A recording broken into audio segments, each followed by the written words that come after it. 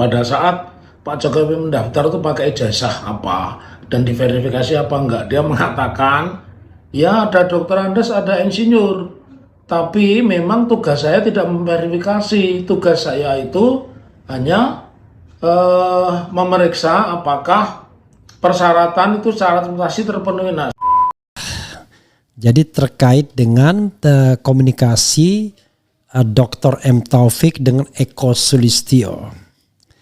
Dan di sini dikatakan bahwa Eko Sulistyo mengatakan ketika mendaftar itu ya Jokowi gelarnya insinyur dan dokter Andes atau dokter Andes dan insinyur. Makanya dalam live tadi M. Taufik mengatakan dokter Andes insinyur Joko Widodo. Jadi jangan heran kalau seandainya di sana gelar dokter Andes itu pernah dimunculkan ketika ke Seritak misalnya. Bahkan katanya di Loji Gandrung, Loji Gandrung itu apa sih? Itu gelar Jokowi itu ada dokter Andes. Jadi saudara sekalian, Eko Sulistyo itu ini Loji Gandrung ya.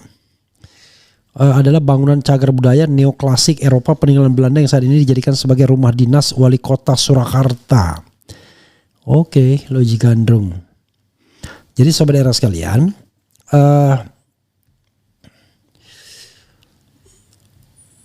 Eko Sulistyo itu adalah orang yang dekat dengan Jokowi. Dia mantan ketua KPUD Surakarta yang kemudian direkrut Jokowi dan kemudian sampai naik ke Jakarta menjabat sebagai salah seorang deputi, yaitu deputi 4 bidang komunikasi dan diseminasi informasi di kantor KSP.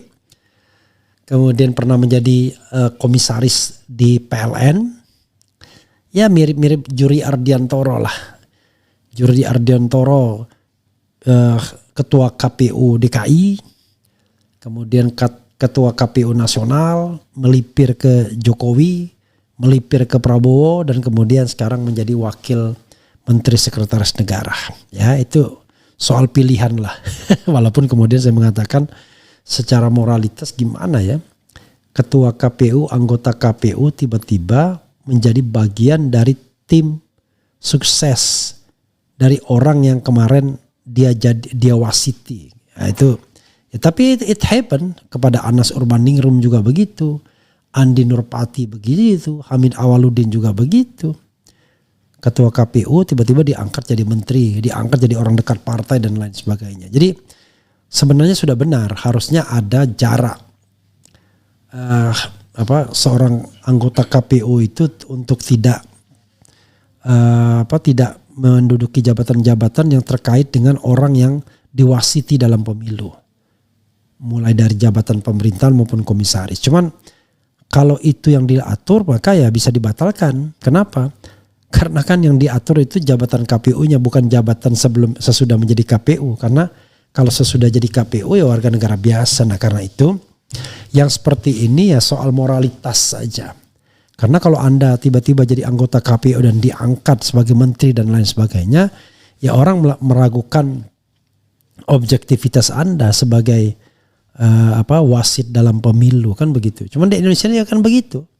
Orang yang netral, independen, nggak dipilih. Yang dipilih itu ya orang yang berpihak. Saya pernah mendengarkan misalnya keluhan dari ketua DPR, tapi saya tidak menyebutkan ketua. Susah dengan si X. Dulu minta tolong, tetapi begitu ditelepon susah jawabnya. Iya, karena selalu dia minta tolong hal-hal yang sebenarnya kan tidak boleh personal lagi. Harus institusional sifatnya. Ini kan mau dilayani secara personal. Nah, itu yang kemudian merusak negara ini. Banyak sekali orang yang tidak paham dan tidak mau mempraktikkan good governance dan clean government. Harusnya ya orang paham bahwa konsekuensi dari jabatan itu adalah Anda harus memberikan jarak bahkan kepada teman baik Anda sendiri. Saya sama Saldi Isra misalnya, ya sudah saya relakan saja. Sudah 7 tahun saya kehilangan teman. 2017 8 tahun. Karena kalau tidak salah dia tahun 2017, kemudian bulan April dan sekarang 2025. Jadi sudah 8 tahun kehilangan teman saya. Ya sudah, ketika dia pensiun sudah tua nanti dia. Sudah usia ya berapa? Karena dia 7 tahun lagi masa jabatannya. Jadi masih dalam 1 pemilu lagi dia akan sidangkan. Luar biasa kan? Gara-gara putusan MK. Oke. Coba kita bacakan, ini ada beritanya ya. Babak baru isu ijazah Jokowi, testimoni orang dekat ungkap proses verifikasi KPU tak cek keaslian. Jadi soal tidak mengecek keaslian, iyalah itulah praktiknya. Saya juga pernah dibilang sama seorang yang pernah bekerja di KPU DKI, nggak ada cek-cekan begitu. Kenapa? Saya kira wajar kalau mereka tidak ngecek. Jadi kalau misalnya Juri Ardiantoro pernah mengatakan, wah kami cek dan menurut saya enggak lah, ya. Tidak sampai ngecek soal keaslian ijazah tersebut. Kenapa? Karena begini, kan calon presiden, calon bupati, wali kota tuh enggak banyak. Masa sih kita enggak percaya dengan pendidikan mereka, kan begitu? Apalagi untuk Jokowi yang sudah 2 kali menjadi wali kota. Pasti kan ada asumsi bahwa pasti benar pendidikannya. Kalau enggak benar sudah lama, kan begitu? Nah celakanya, di KPU sebelumnya yaitu KPU Surakarta podo wae berpikir agak mungkin dia ijazah palsu. Jadi tidak diverifikasi memang akhirnya sampai pemilihan presiden tidak ada verifikasi. Ya, tidak ada verifikasi, yakinlah. Kalaupun orang ngomong ada verifikasi klaim saja. Ya mungkin sekadar dilihat-lihat iya, tetapi apakah kemudian sampai mendatangi universitas yang bersangkutan rasanya enggak, rasanya ya. Oke. Polemik panjang mengenai keaslian ijazah Presiden Joko Widodo kembali memanas setelah sebuah video yang diunggah oleh aktivis Muhammad Taufik menjadi viral di media sosial. Dalam video tersebut, Taufik membeberkan hasil percakapannya dengan Eko Sulistyo, seorang figur yang disebut sebagai orang dekat Jokowi dan mantan ketua KPUD Surakarta yang memberikan testimoni mengejutkan terkait proses verifikasi ijazah saat Jokowi maju dalam pemilihan di Surakarta. Video ini juga diunggah oleh Rismon Sianipar di akun X pribadinya. Rismon adalah sosok peneliti yang selama ini getol menyatakan bahwa ijazah Jokowi adalah palsu. Testimoni soal Jokowi menurut orang-orang dekatnya, Eko Sulistyo ex ketua KPU di Solo, Jokowi memiliki 2 gelar doktorandes dan insinyur saat mendaftarkan diri sebagai calon wali kota Solo. Tulis Rismon merujuk pada tautan video Muhammad Taufik yang diunggahnya. Di sisi lain, Muhammad Taufik adalah sosok penggugat ijazah Jokowi di Solo. Muhammad Taufik adalah advokat senior asal kota Surakarta. Pernyataannya membuka kembali perdebatan publik mengenai prosedur yang dijalankan oleh lembaga pemilihan umum dan menjadi amunisi baru bagi pihak-pihak yang selama ini meragukan riwayat pendidikan sang presiden. Kemudian pengakuan mantan ketua KPUD Surakarta. Poin paling krusial dalam video Muhammad Taufik adalah kesaksian yang ia dapatkan melalui telepon dari Eko Sulistyo. Taufik memperkenalkan Eko bukan sebagai orang sembarangan, melainkan sebagai mantan komisaris PLN, mantan deputi 4 kantor staf kepresidenan, deputi 5, deputi 5 ini deputi 4 menurut Wikipedia. Dan yang terpenting ketua KPU di Surakarta pada masa Jokowi mencalonkan diri sebagai calon wali kota. Menurut Taufik, ia menanyakan langsung kepada Eko mengenai ijazah apa yang digunakan Jokowi saat mendaftar dan bagaimana proses verifikasinya. Jawaban Eko seperti yang dituturkan Taufik sangat mengejutkan. Dia mengatakan, ya ada doktorandes, ada insinyur, tapi memang tugas saya tidak memverifikasi. Tugas saya itu hanya memeriksa apakah persyaratan itu syarat administrasi terpenuhi, ungkap Taufik menirukan ucapan Eko Sulistyo. Lebih lanjut, Taufik menjelaskan bahwa syarat administrasi yang dimaksud hanyalah melampirkan fotokopi ijazah yang telah dilegalisir. Syarat administrasinya adalah cukup dengan melampirkan fotokopi ijazah yang dilegalisir, jadi tidak pernah dicek ya, di KPU tidak pernah dicek, tegas Taufik dalam videonya. Keterangan dari pihak lain. Untuk menguatkan klaimnya, Taufik juga mengaku telah menghubungi beberapa pihak lain yang terkait. Ia menyebut telah bertanya kepada Divisi Hukum Komisi Pemilihan Umum Kota Surakarta yang menurutnya juga mengonfirmasi bahwa tidak ada proses verifikasi keaslian.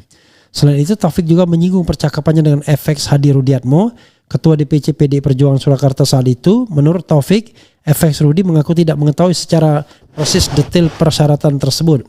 Dia tidak tahu persyaratan itu karena yang mengurus adalah tim sendiri. Gitu loh, artinya bukan PDIP, kata Taufik.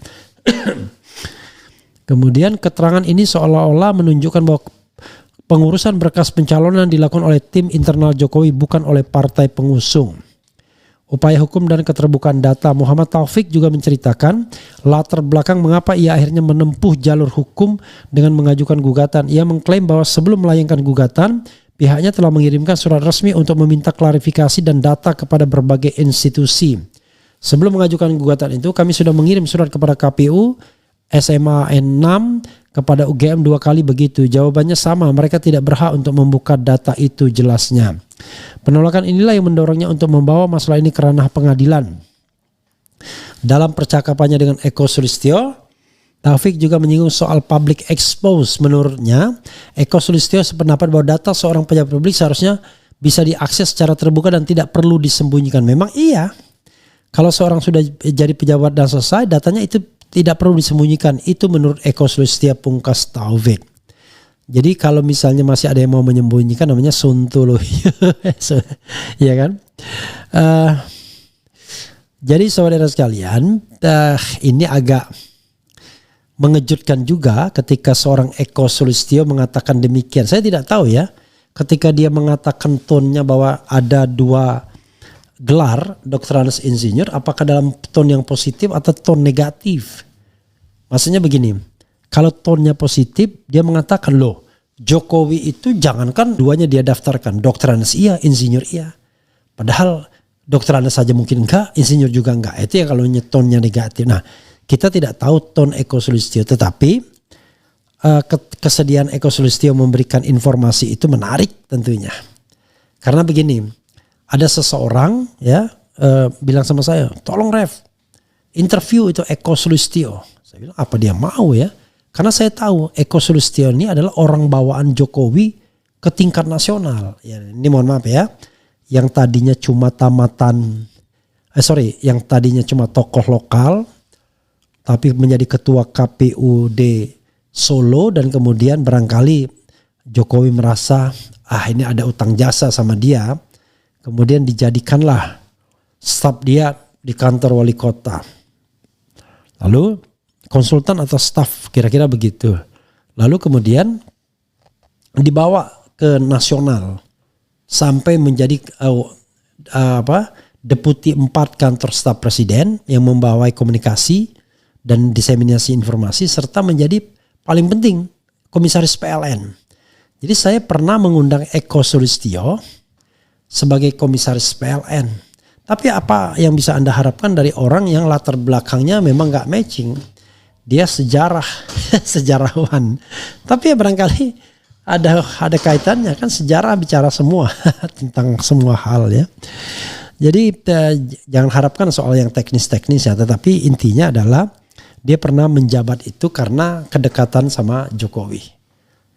Nah sekarang ketika pada periode kedua dia sudah hilang dari peredaran, saya tidak tahu. Pertama, hilang dari peredaran sebagai deputi di KSP. Nah, itu kita nggak ngerti kenapa dia hilang peredaran. Kita tahu bahwa deputi KSP, kepala staf presiden itu ganti-ganti orangnya, ya kan? Pertama adalah Luhut Panjaitan. Setelah Luhut Panjaitan itu digantikan Teten Masduki. Setelah Teten Masduki digantikan Muldoko. Karena Teten kemudian menjadi menteri, lalu Muldoko masuk sebagai kepala KSP. Kelihatannya pada masa Muldoko inilah Eko Sulistyo digantikan. Karena Muldoko kan pada periode kedua. Pada periode pertama dia masih bercokol di staf deputi tersebut. Karena ya kalau kita tahu, kita paham ya, Teten Masduki juga termasuk tim sukses swasta yang tidak berasal dari partai politik seperti Eko Sulistyo, kan begitu. Jadi mungkin dititipkan khusus ke Jokowi. Tapi kalau nitip ke Muldoko beda lagi ya, dia membutuhkan orang lain barangkali. Dan tapi Eko Sulistyo kemudian masuk sebagai komisaris PLN, entah berapa tahun saya tidak tahu. Tapi yang jelas pada tahun 2021 atau 2022 ya, saya pernah mengundang yang bersangkutan. Jadi kalau sejak 2019 paling tidak ya baru saja dia mengakhiri jabatannya sebagai sebagai komisaris di PLN. Oke. Coba kita bacakan sedikit ya. Eko Sulistyo lahir di Kendal, Jawa Tengah 1968. Adalah komisaris PT Perusahaan Listrik Negara sejak 2019. Sebelumnya Eko menjabat sebagai Deputi 4 Bidang Komunikasi Politik dan Diseminasi Informasi Kantor Staf Kepresidenan. Kemudian KSP Kantor Staf Presiden bukan ya namanya ya. Dia merupakan aktivis 1998, alumnus dari Universitas 11 Maret. Saat pemilihan presiden 2014, Eko dipercaya menjadi salah satu tim sukses dengan menjadi koordinator lapangan tim relawan. Eko juga pernah menjabat sebagai Ketua Komisi Pemilihan Umum Daerah KPUD Kota Surakarta pada periode 2003-2008 dan konsultan Dinas Tata Ruang Kota Surakarta pada saat Jokowi menjabat wali kota. Ini kan aneh ya. Mantan Ketua KPUD lalu kemudian punya bisnis dengan orang yang dia menangkan atau orang yang menang. Bibliografi jejak listrik di Tanah Raja, Gramedia Pustaka Utama 2021, dari Jokowi hingga pandemi 2021 ya. Begitu sobat era sekalian ya. Kelahirannya tahun 1968. Eko Sulistyo berarti usianya 57 tahun kurang lebih ya. Kalau 57 tahun ini nggak ada tanggalnya. Begitu sobat era sekalian. Ya, jadi gelarnya adalah insinyur, Doctorandus insinyur. Jadi kalau bagi pendukung Jokowi mengatakan lah itu kan, ini dia benar semuanya. Doctorandus iya, insinyur iya, cuman kita tidak tahu Doctorandusnya dari mana. Apakah dari kehutanan juga? Jangan-jangan dia cantumkan gelar Doctorandus insinyur karena di kehutanan ya. Karena doktoralis dan insinyur itu kurang lebih sama lah. Insinyur untuk ilmu pasti dulu ya. Kemudian doktoralis untuk ilmu sosial. Gelar umum ya. Gelar semuanya. Dulu kan insinyur itu ya teknik insinyur. Kemudian pertanian ya insinyur. Kehutanan insinyur. Semuanya insinyur. Nah sekarang saja baru gelar-gelar itu kemudian didiferensiasi. Nah beruntung yang sarjana hukum dari dulu ya sarjana hukum. Sudah terdiferensiasi ya. Oke. Jadi sekali lagi gelarnya menurut Ketua KPU Surakarta Eko Sulistyo yaitu insinyur iya doktorandus iya. Waktu mendaftar di KPU Surakarta dan itu tidak diverifikasi. Keaslian ijazahnya hanya dilihat. Kelengkapan administratifnya itu fotokopi ijazah yang dilegalisir. That's all, selesai. Tidak diteliti. Gitu ya. Oke.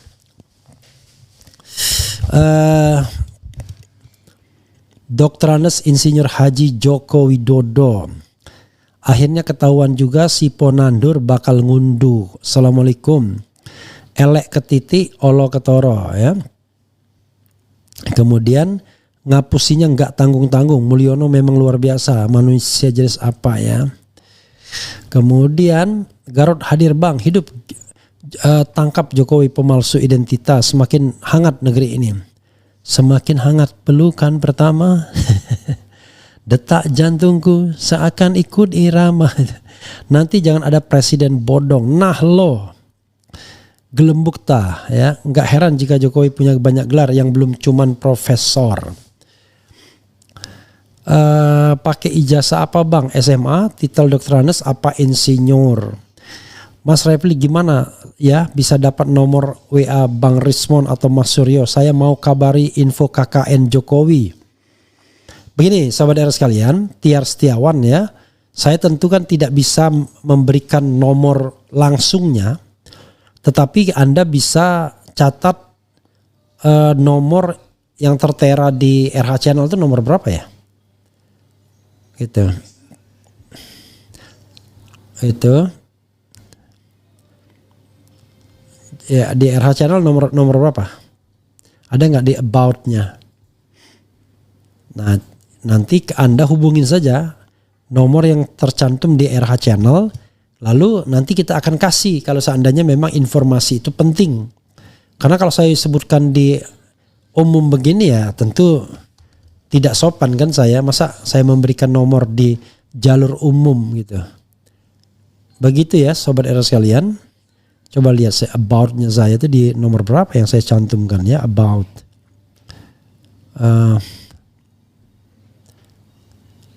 nggak ada ya nomornya ya. Berapa? Oke, jadi coba hubungi 0821 0821 1141 0569. Coba hubungi dulu nomor itu ya. Nomor itu adalah nomor yang tertera di about. Nanti dari nomor itu jadi 0821 1141 0569. Coba hubungin dulu ya. Sekali lagi 0821 11 0821 1141 0569. Coba hubungi dulu nomor itu. Nanti kita akan lihat apakah kemudian penting untuk menyampaikan nomor Bank Roy Suryo atau Rismond Sianifar ya. Kemudian tak ada yang sempurna memang, tapi sejauh ini 10 tahun terakhir rasanya masa terburuk Indonesia. Tak penting objektivitas, yang penting makin enak mobilitas vertikal kekayaan naik rapidly. Kemudian worst circumstances ever in the universe. Kasus Jokowi semakin meruncing. Ini ada juga Bang Rismond suka live sambil bacain komentar di channel Baliga Academy. Itu juga ke situ juga bisa ya. Ke situ juga bisa. Kemudian apa lagi ini ya? Ini yang ngata-ngatain saya kita buang saja ya. Kok dia ngatain? Masih ada yang belain Jokowi. Hahaha.